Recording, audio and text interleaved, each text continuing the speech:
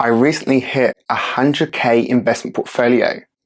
Those who have been following my journey will know that I've built up a 57k stocks and shares ISA portfolio between two platforms in Invest Engine and Trading 212. Separately, I've also been building up my workplace pension, and I currently have around 47k there. I rarely talk about my workplace pension on this channel, as currently I'm much more focused on building up my ISA, so most of my content is with my ISA.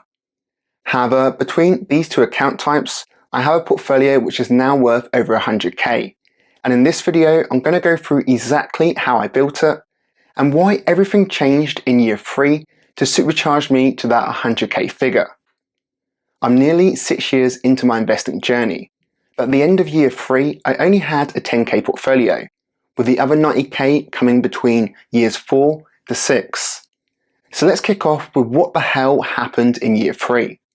In year 3 I was fed up of seeing small returns in my ISA account, fed up of only being able to make small deposits, and fed up of seeing no real progress. So I did two things at the end of year 3. Firstly, I educated myself around investing, and secondly, I built a plan that would take me from a 10k portfolio to a 100k portfolio in under 3 years. For the rest of this video, we're going to go through this plan, and hopefully it will help some of you watching this avoid the mistakes I initially made. The plan was focused on 3 levers, so let's go through them one by one. The first lever was by far the most important, and that was increasing my income.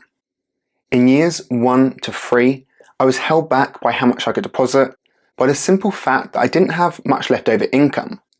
To change this, I moved jobs.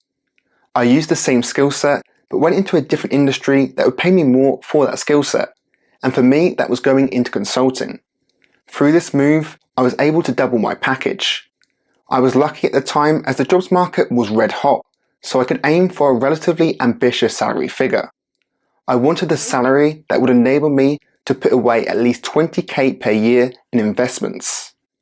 Of course, keeping costs low also helped with this to give me that gap between my income and my expenses. However, I'm not going to sit here and say that cutting out my morning costa had a massive impact, as I'd be lying. The biggest factor which helped me grow that gap between my income and expenses was increasing my income, and that was the first lever of my plan. The second lever was also massively important, and that was being aggressive and consistent with my deposits into my ISA and pension accounts. In years 1 to 3, I had 2 big problems. Firstly, that I made very small deposits into my ISA and pension accounts, and secondly, that I was very inconsistent with my deposits into my ISA account. So when I got a new job in year 3, the first thing I did was set aside around 2k per month into these accounts. I set up an automated system for deposits to go into these accounts on payday. I set up a direct debit for my ISA, and I increased my workplace pension payments beyond the default amount. Over the years, I've changed the split of deposits, originally focusing on my pension before pivoting more money into my ISA, but I've always stuck to that monthly commitment of 2k between the accounts. Being aggressive and consistent with my deposits has been my secret sauce in getting me to 100k. When I first begun my investing journey, I thought I could get to 100k by just making crazy returns. In fact, I was fully focused on my investment returns and completely underestimated the role of simply making deposits every month without fail. The results I had in those first years reflected this attitude. I made little returns and little deposits in the first 3 years and ended year 3 with a 10k portfolio. Now, 3 years later, I'm at 104k, and 85k of that has been from deposits. This shows the power that deposits have had on my journey. The last lever was the missing piece, and that was making a return on my deposits. I've made around 19k in investment returns, and pretty much all of that has been over the past 3 years. When I started investing, I bought individual stocks. I thought I knew it all, I thought how hard could it be, and I thought I was going to the moon.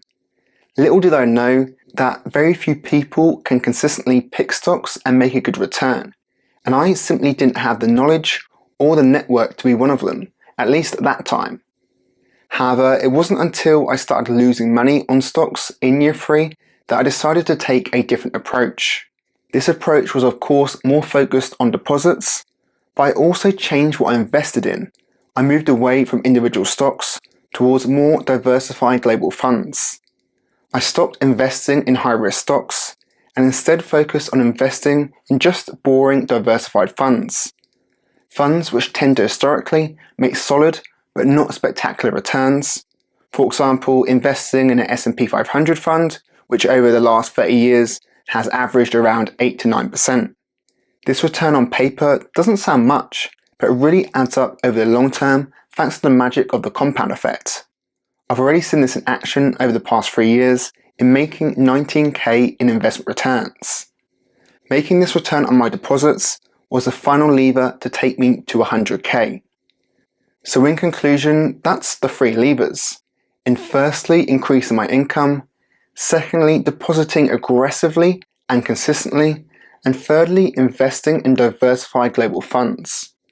My next goal is to get my ISA account to 100k, and if you'd like to follow this journey with insights, tips, and lessons learned, then I'd greatly appreciate subscribe. But for this video, thanks for watching,